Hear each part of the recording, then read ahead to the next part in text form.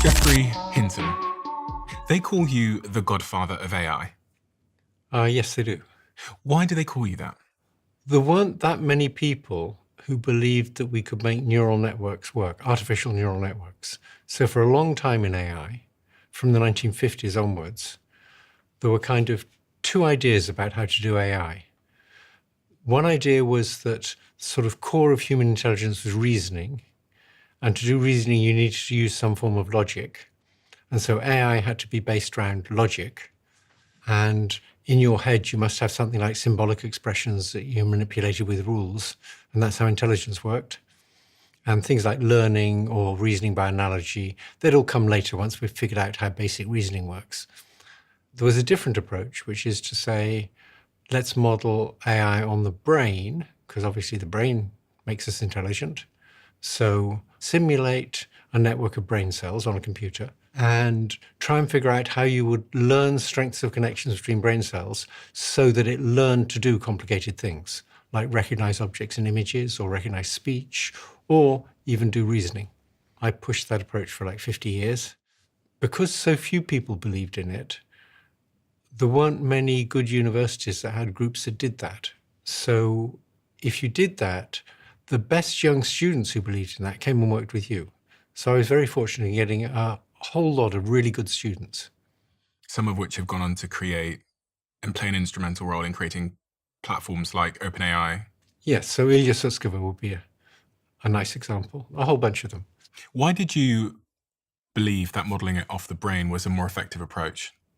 It wasn't just me believed it. Early on, von Neumann believed it and Turing believed it. And if either of those had lived, I think AI would have had a very different history. But they both died young.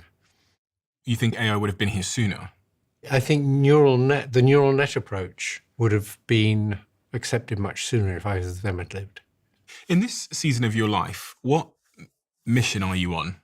My main mission now is to warn people how dangerous AI could be.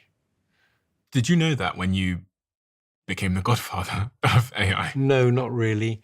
I was quite slow to understand some of the risks. Some of the risks were always very obvious, like people would use AI to make autonomous lethal weapons. That is, things that go around deciding by themselves who to kill. Other risks, like the idea that they would one day get smarter than us and maybe would become irrelevant, I was slow to recognize that. Other people recognized it 20 years ago. I only recognized it a few years ago that that was a real risk that might be coming quite soon. How could you not have foreseen that if with everything you know here about cracking the ability for these computers to learn similar to how humans learn and just introducing any rate of improvement? It's a very good question. How could you not have seen that? But remember, neural networks 20 or 30 years ago were very primitive in what they could do. They were nowhere near as good as humans at things like vision and language and speech recognition. The idea that you have to now worry about it getting smarter than people, that seems silly then. When did that change? It changed for the general population when ChatGPT came out. It changed for me when I realized that the kinds of digital intelligences we're making have something that makes them far superior to the kind of biological intelligence we have. If I want to share information with you, so I go off and I learn something, and I'd like to tell you what I learned. So I produce some sentences. This is a rather simplistic model, but roughly right. Your brain is trying to figure out, how can I change the strengths of connections between neurons so I might have put that word next? And so you'll do a lot of learning when a very surprising word comes, and not much learning when it's a very obvious word. If I say fish and chips, you don't do much learning when I say chips. But if I say fish and cucumber, you do a lot more learning. You wonder, why did I say cucumber? So that's roughly what's going on in your brain. I'm predicting what's coming next. That's how we think it's working. Nobody really knows for sure how the brain works. And nobody knows how it gets the information about whether you should increase the strength of a connection or decrease the strength of a connection. That's the crucial thing. But what we do know now from AI is that if you could get information about whether to increase or decrease the connection strength so as to do better at whatever tasks you're trying to do, then we could learn incredible things, because that's what we're doing now with artificial neural nets. It's just we don't know for real brains how they get that signal about whether to increase or decrease.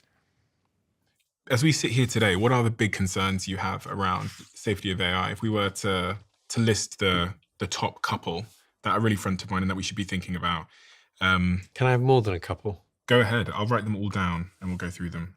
Okay, first of all, I want to make a distinction between two completely different kinds of risk. There's risks that come from people misusing AI, Yeah. and that's most of the risks and all of the short-term risks. And then there's risks that come from AI getting super smart and deciding it doesn't need us. Is that a real risk? And I talk mainly about that second risk because lots of people say, is that a real risk? And yes, it is. Now, we don't know how much of a risk it is. We've never been in that situation before. We've never had to deal with things smarter than us.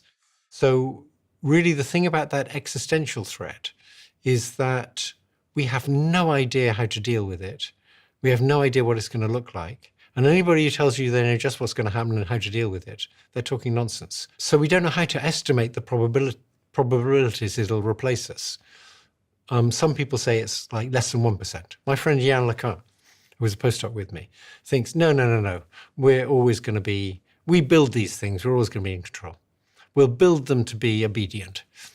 And other people, like Yudkowsky, say, no, these things are going to wipe us out for sure. If anybody builds it, it's going to wipe us all out. And he's confident of that. I think both of those positions are extreme. It's very hard to estimate the probabilities in between. If you had to bet on who was right out of your two friends. I simply don't know. So if I had to bet, I'd say the probabilities in between, and I don't know where to estimate it in between. I often say 10 to 20% chance they'll wipe us out, but that's just gut, based on the idea that we're still making them, and we're pretty ingenious. And the hope is that if enough smart people do enough research with enough resources, we'll figure out a way to build them so they'll never want to harm us.